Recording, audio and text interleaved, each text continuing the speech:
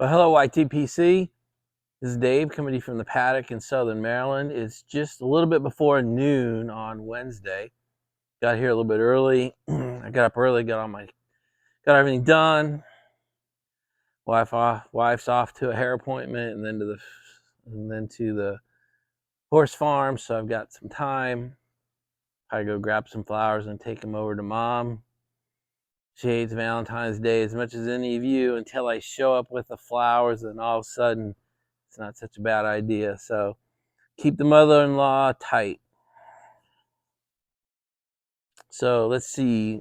I'm going to stop this because I'm going to show you what I've done. I'm doing some brown bogey today, but I'm going to stop and just show it to you real quick and then come right back. Hey guys, this is I'm doing brown bogey today. It's one of Uncle Willie's favorites. That's where I got the idea. So gotta be careful. I got to use my scissors again and cut little coins off and then tear the coins up. And it's ready to go into the Maryland Meerschaum right now. So just thought I'd show you that. It's hard to do that once I put the camera on the stand. All right, guys, so we go. Maryland Meerschaum all loaded up with the brown bogey. Brown bogey. I got those little slices cut up in there. These scissors are freaking awesome. So how would I describe brown bogey? I can describe it before I even light it. It smells awesome, and it's one of Uncle Willie's favorites. That's all I know about it. So here we go. It's pretty moist like most ropes, so it might be hard to light.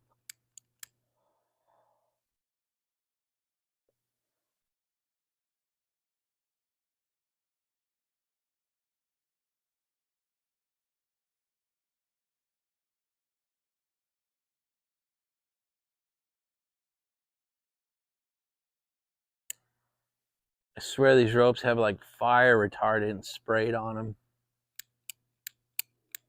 Hey, Greg, you love that sound, right?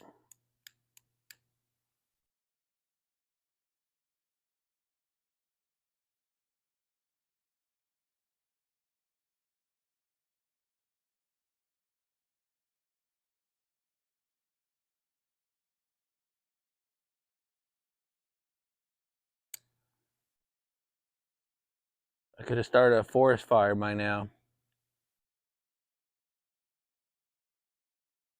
Well, we'll keep working on it. Okay, I know very little about brown bogey, but I don't think it has any casings. I don't think it has any toppings. I think it's just pure raw tobacco. Tastes pretty good. It smells amazing, that's for sure.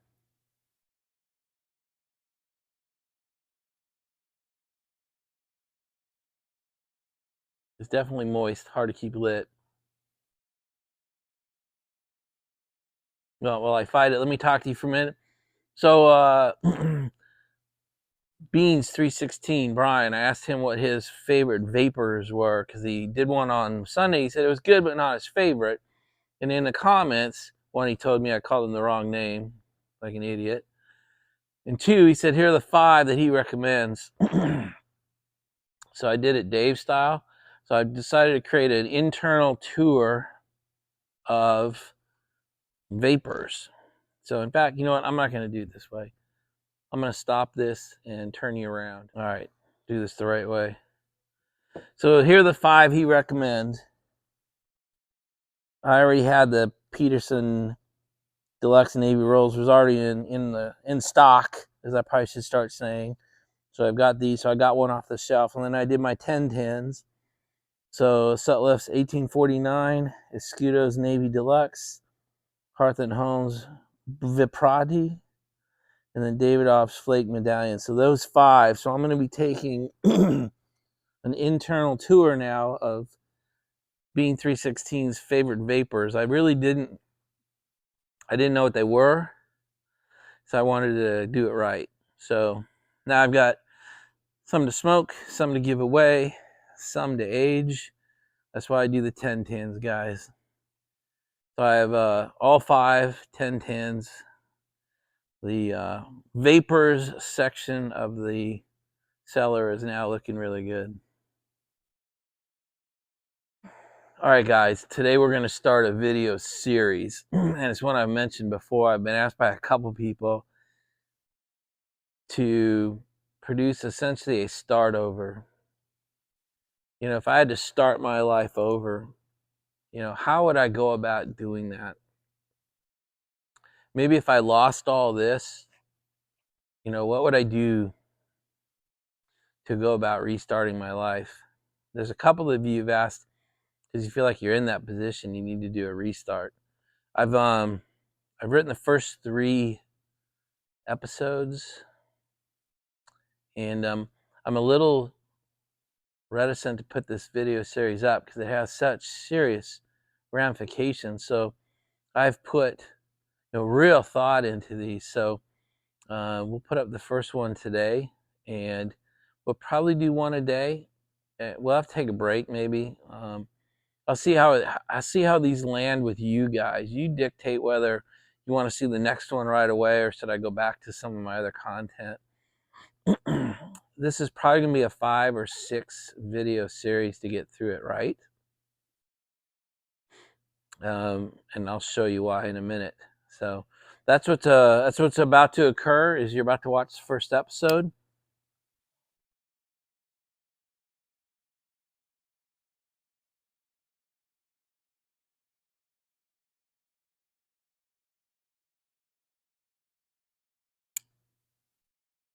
Thank you, Greg.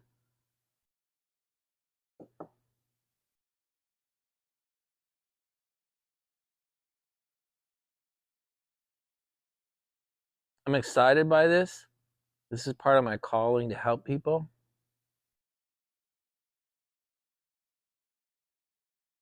So we're going to start the series off by talking about what this series is and what this series is not. What this series will provide you and what it will not provide you. I want to be clear on that. All right, guys, there's a process we're going to follow. This is kind of Dave's process of life. It's not just when I did a restart of my life. It's not just for business. It's not just for money. It's, in my opinion, this is how you do anything in your life properly. So here it is. These are the steps. I really need you to burn this into your brain because you're going to see this over and over and over again over the next, if it takes 6 or 8 videos. Clearly, we're going to do 1 video per box, and we'll discuss the transition through this whole process. So we start with our dreams, then we got to think about our dreams, then we got to plan, then we act, and then we reevaluate everything and go back and start over. All right, so this is session 1, so a little we are here. I'm going to put this in the front of every video. We are here. We are in the dream stage. So this video will act as an introduction to the series and what I consider what you do during the dreaming phase. So that's where we are. All right, guys, this is the stage where you really don't evaluate what your brain's doing. You throw it out there. You ask yourself questions. Maybe you get an advisor or a friend or your spouse or your kids involved. This is what I call defining the restart and framing the environment in which the restart is going to occur. You don't junk it up with, well, that's stupid, or that doesn't make sense, or I don't know how I would do that, or, don't do that yet, right? We've got planned stages for that. This is for you to say, what am I doing? And to some extent, why am I doing it? And if you're sitting there going, well, I've already done that. No, you haven't. You'd be a very rare human if you've done these and asked these questions and wrote them down and put it in a couple of pages that you could show other people and have them, particularly those who are going to be involved with you during the restart, to give you pen and inks. I literally, when I write things, lots of times I print them out and I hand them to my wife with a red pen and I say, mark this bad boy up for me. So don't just blow off these first few stages. I know you guys want to go to the, hey, where do I push the buy for $500 and get my new life? Right? That's not part of this series, by the way. So let's use that as a springboard into what you're going to get. You're going to get a whole bunch of questions and thoughts and ideas. You're going to get in what order I think you should do them. This has worked for in my life many a time. Doesn't mean it will work for yours. You're going to have to modify this to some extent. Let me tell you what you're not going to get. You're not going to get a shrink wrap box. I'm not here to sell you anything. I have no franchise idea that you're going to become part of. There's going to be no get rich quick, get fixed quick scheme in here. Just the preparation phase could take you a year or 2 or even 3 to get ready to do this. And a lot of people click off at that point. And what I would really advise you to do is not to hunker down and go through these videos and do the planning and the writing and the thinking and the questioning and the sharing that I'm recommending if you truly want to do your life restart. If you think, well, I got to be done by the end of the year, I got to have a new life by the end of the year, just stop watching these videos, unsubscribe from my channel. I mean, I'm just not that guy. I mean, that's just not going to happen. I know of no scenario that's sitting here in February that by Christmas your life's going to be a bowl of pizzas. The world is fighting you right now, by the way. We're in just about the worst economic times as a nation and probably in the Western world to do anything like a restart. So just the world's against us a little bit as we head into this discussion. I promise you I will not throw sports analogies in all the time, but this is an ownership of a sports franchise that I want to throw in. Dan Snyder owned the Washington Redskins from 1999 until 2023. I actually hired his personal secretary as mine when I was county executive, so I actually have some insight. This guy came in and in 1999 decided he was going to rebuild the team in 1 year, right? That is not how you build an NFL team, right? Anyone who's watched the sport for more than a year or two realizes you recruit through the draft and you build a team over a 3 to 5 year period, and then you can really blow it out. And while you're doing that, while you're nurturing your stars and building a team, you're building a foundational base of the culture of the sports franchise. But this guy came from business, and he was like, no, I'm going to rebuild it in a year. When that didn't work, he said, well, I'm going to rebuild it again this year. And I'm going to rebuild. And we went through years and years and years of him trying to rebuild the entire team from not even having to win a record to going to the playoffs or winning the Super Bowl. He wanted that every year, and he just completely blew up the culture because he didn't take the 3 to 5 year window it took to really build an NFL franchise. I'm going to give you the same speech here. It's probably a 3 to 5 year window to rebuild your life. Oh man, when you're in a shithole and you want to fix your life, nobody wants to hear that. I'm not going to lie to you, right? I know very few scenarios that you can fix from it's so bad I've got to get out of it to my life is pretty good in a window that's shorter than 3 to 5 years, and most likely on the longer end of that. Just we're going to reality right from the start. Guys, there are 9 questions I have for you. These are the framing questions. These are to help you really dream about what you're trying to do and why are you trying to do it. So here they are. Question number 1, when you're dreaming, is what do you need? What are you doing this for?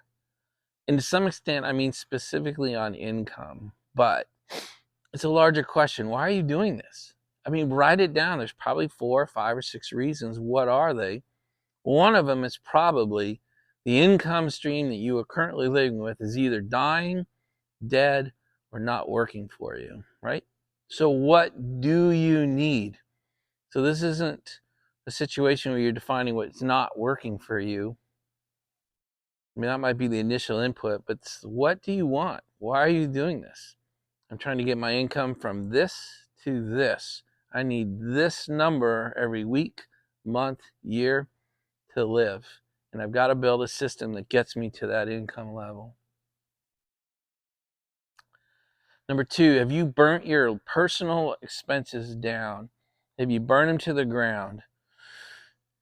Do you have credit card payments? Do you have small installation loans? Do you have credit card debt? Do you have a house payment? Do you have car payments? Have you minimized all that? Or do you have this mountain of debt that is just like a bunch of gun barrels stuck at your head as you try to do this? If you do have that situation, part of that 3 to 5 year window is starting to get rid of that. It is very hard to do a life restart when you have 15, 20, 25 bills staring at you every month without fail. And if your new income stream doesn't provide it, your life's going to get worse, not better. You have some cash saved up. To pay your living expenses. Or does this thing have to start throwing off real cash day one so that you can eat and feed your kids, heat your house, or cool your house? If you don't, that's part of the 3 to 5 year window. You have to dump out some of your debt, and you've got to get some cash built up, because things always take much longer than you think they're going to, and they cost much more than you think they're going to. You have to be ready for that up front. We didn't even talk about what you're doing yet. This is a generic foundational thought. What does your debt structure look like, and what does your cash structure look like? You have to get a handle on both of those. All right, guys, 4th question. Are you trying to preserve everything in your life while you do this? Are you trying to keep your current house? Are you trying to keep all your cars? Are you trying to keep your vacations and your buying rate, your shopping, your gift giving? Are you trying to keep everything the same while you do this life restart? Are you willing to take a step backwards to change paths to then move forward? It's critical that you think through that.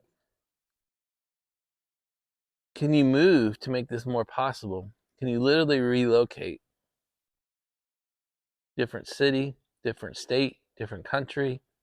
Are you willing to leave your current home to go somewhere that is more economically friendly, either cheaper living or more business friendly or less tax burdensome? Some of you that lived outside the US are in tax burdens that really are approaching 70-75% of your income, go to all your tax spreads. The US is getting close to that. Many of us live in the 50 to 60 tax burden. Like, no one, I know you're just yelling at the camera right now. I don't live in a tax bracket at 70%. Yeah, I know they don't exist, right? But when you add up your federal income tax, your state income tax, your Social Security, your gas tax, your food tax, your sales tax, when you add all that up, I'll bet you're paying 60 to 70% of your income out the door to taxes. Are you good on your debt payments? Are you good with your creditors? Are you good? Are you late? Do you have people dunning you? Is your credit score, as we call it here in the US, is your credit score good? How are you with your taxing? How are you with the IRS? I'm really going to talk American here, right? Are you paid up with the IRS? Are you paid up with your creditors? Are you paid up on your credit cards? Or are people chasing you? And do you have late payments riddled throughout your past, and your credit score sucks? And if you're struggling, you've got to get it either through payment restructuring or debt forgiveness or debt relief or whatever you're going to call it, as part of that 3 to 5 year window. If you're going to step off this ledge and create a new life with a bunch of people pursuing you, if you ever need credit, you're probably going to die. You're going to, what we call infant mortality. You'll die at birth. You don't want to do that. So truly assess where you are. Is anyone chasing you? Are you late on anything? And how late? How many? Be honest. Guys, are you willing to work 2 jobs? Are you willing to keep going with whatever you have going now, no matter how broken or dysfunctional it is? Can you continue your current income stream while you generate the new life? That's tough. I mean, that's really working 2 jobs. And one you have to go to. So let's say you go to work 8 or 9 hours a day to make what you're currently making. And then do you have the fortitude, the drive, just the absolute, I'm not going to let fail, to go work the other 8 hours for you to do the restart? That's hard. Are you willing to do that?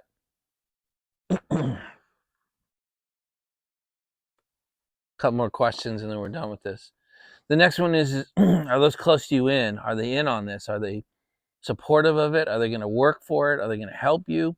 Is your spouse in on it? Does she agree with the idea, the concept, the plan, the actions needed, the change in her life that's going to occur because you're pulling this trigger? How about your kids? How about your other relatives? People who touch your life quite a bit and who could literally pull you off of the plan. Are you going to try and hide this from them? Or are you going to try to get them involved? Are you going to get them actively involved? If you have older kids and you're married and you're still married and you have a spouse and you live together, you have that nuclear family, they better be on board, because otherwise they're going to get pissed off on the 83rd day you've worked till midnight in a row and you work 12 hours on Saturdays and Sundays. It's going to piss them off unless they're fully involved. They see the dream, they've been through your thinking sessions, they understand your plan, and they're part of the action, right? Those are those blocks further out. But are those close to you, those who impact your life, are they bought in? Are they going? Or do they agree? Hey, I've looked at this plan, I'm all in. Yeah, there's risk, but I'm willing to accept it with you. If not, if you're trying to do this on your own, I think you might fail. Again, it's another infant mortality problem. All right, and the last one for this session is there some external thing, timeline, event, problem that's driving your timeline? I mean, have you been fired? Is your job going away? Is your company going away? Is your company moving to another country? What's the event? Or my income has to change by this certain event, right? My kids are about to go to college. My wife needs to stay at home because she wants to have a second kid, or whatever the story is. The question is there something kind of outside of your control, external to you and your family, that's driving the timeline of the success date? You've got to know that. So guys, I'm not going to answer your questions. I'm not going to give you the answers. I don't have your answers. I don't really even know who I'm talking to. Again, I feel incredible responsibility taking you down this path when I know nothing but potentially your name. I know your name and maybe where you live, right? And I've gotten a couple sentences from a few of you of kind of what's going on. But I can't do your answers. So guys, those are the 9 or 10 questions that you sit down and kind of dream about. What is this thing going to do? And what's the environment in which I'm going to do it? Why am I doing it? What am I hoping it's going to produce? And am I ready to start down the path? And if not, that's okay. Most people aren't ready, by the way. And that's why I'm saying it may take, when you do this is a pretty deep dive into your current world. Once you've done it, you might realize I'm a year or 2 or 3 years away from even taking the first steps. Now, you can keep going, and we will in this series, by the way. We'll move on to number 2. We'll talk about now, think about all the stuff you just generated. And then we'll put a plan together for that. And the plan may be pay off debt for 2 years, or pay off debt until this event, right? Pay off debt until I have these things paid off. Save money until I have this much money. Those might be like the first 2 steps in the action plan, right? This series may not lead you to do something on next Monday, right? You may not be ready to. And we're going to talk about it. And I've got stories about people who jumped the gun and got themselves in real trouble because they didn't do the foundational work first. They had to move on. They had to move forward before they were ready. And so they started building the framing of the house before the foundation had been poured. And guess what? The house sinks into the mud when you do that. So take this seriously. If you're serious about this is hard work. If you think this phase is hard, this is the easiest phase. This is you sitting at a desk or sitting on a beach with a spiral bound notebook and a pen, listening to this series and writing down the questions and putting real thought into it, and then sharing that and getting the input from those important to you. That is really simple work. Sometimes we confuse simple with easy. Simple is not easy. This is the easiest of the steps, but that doesn't make it easy.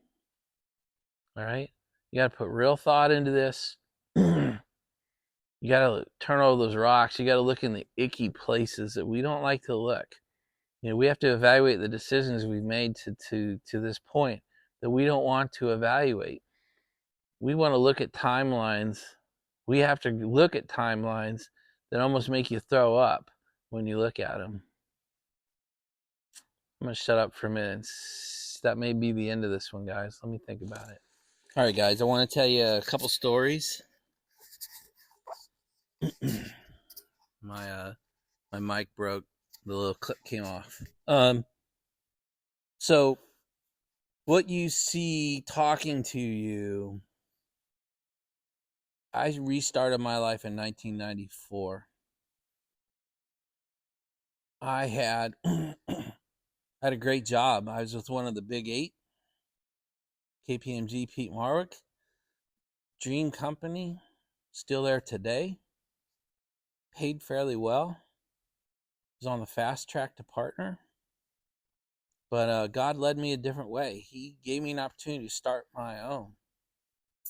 And I wanted to maintain my current job, just what I'm advising you, while I started building the second opportunity.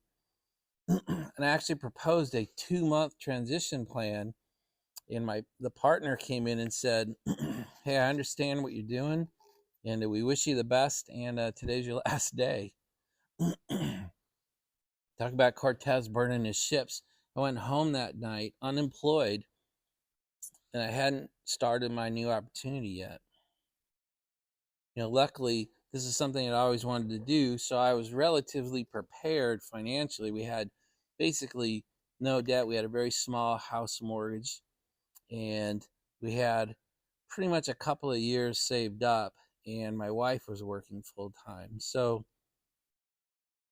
But I didn't draw any money from my new venture for 2 years. 2 years. It took me that long to get it running and making money and profitable before I could take money from it. What you are attempting to do when you rebuild your life is essentially reconstruct an aircraft in flight over the Pacific Ocean. All right? You have a fully functioning life. You don't want to land the plane. In fact, you can't land it. You have to find a way to keep it flying while you rebuild an in-flight aircraft. That's what you're trying. When I did this, I went and worked all day inside my client space. It happened to be the FBI headquarters after a while. It was with the Army at first at Fort Belvoir, and then later on at the FBI. I would literally work 8 to 10 hours a day billing my client, and then going home and working till most of the time till 10, 11 o'clock at night, every night at the kitchen counter, doing the invoicing and the bookkeeping and running the company, and then writing proposals for my next income stream. We can talk about that later, but But I just want you to understand that yeah, I did what I'm telling you to do only because I know it worked for me. But I know it required years, literally years. Once I got started, it was probably a 5-year process like that. Almost every evening and most weekends, and every vacation we took as a family. We went 10 years without one, by the way. But even when we went on vacation, there were many times I'd work during the day and then meet up with my family in the evening, wherever we were. I've got some great working vacation stories that I'll tell you someday.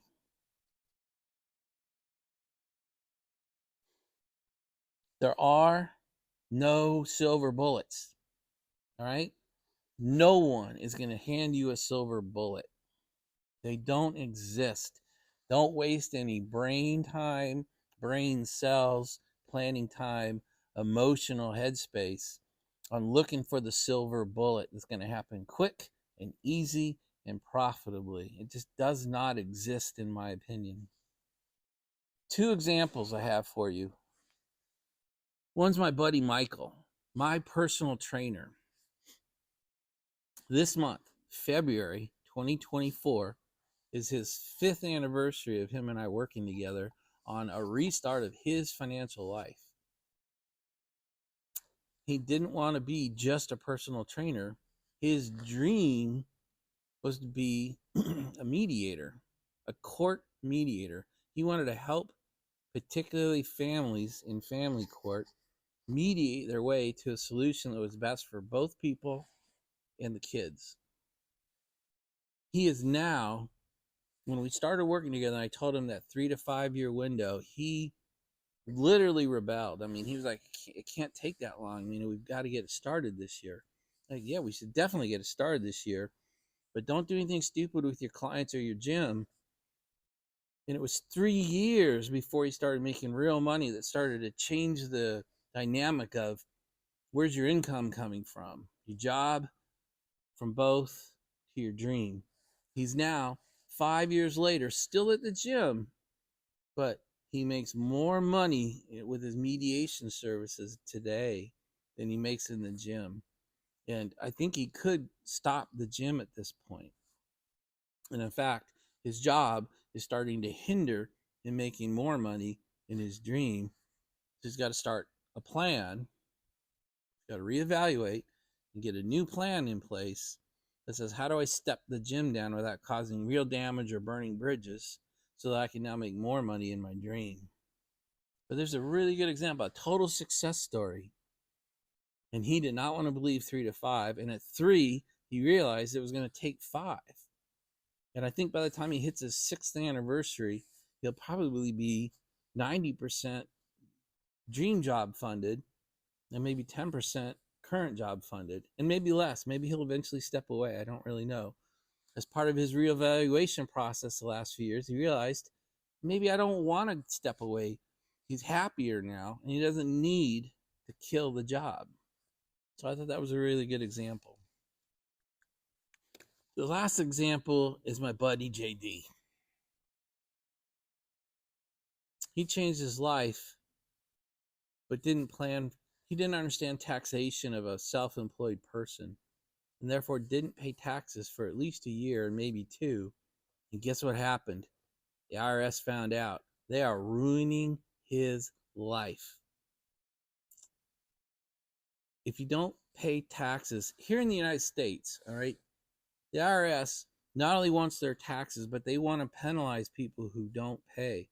So once you get caught, I guess is one word I'll use, they assess enough penalties, fines, and interest so that you actually owe twice what about if you paid your taxes. Then they'll negotiate payment plans and things like that. And if they feel you're sincere and you actually make your payments, they may knock your penalties down a little bit, but maybe not. All right. So there's an example of not understanding something and having it blow your life up 2 years into the plan. So there are dire consequences to not thinking and planning and reevaluating, right? When those aren't natural phases for us. We just want to dream and fire, you know, and that's like you know, going to combat and fire, fire, fire, ready, aim, fire, fire, fire, you know, with, you know, and then always aiming after you fired. And we don't want to do that. That's what this whole first phase is to think about this stuff. I'm sorry, to dream about this stuff and get it on paper. And then the next phase, really think through it. We'll go through that in the next video. Guys, that's it. I hope this lands. I don't know if it's too generic or not helpful. I need you to talk back to me. I don't want to film 6-7 hours of this stuff and have it just be like total shit that's not helping anybody. So, you know, push back on me, ask questions, let me know how this lands. And that's it. It's Wednesday. Happy Valentine's Day. Take care of those that you love. Show them that even if you hate it, it's something I wanted to do anyway. We will talk again tomorrow. Bye, you guys.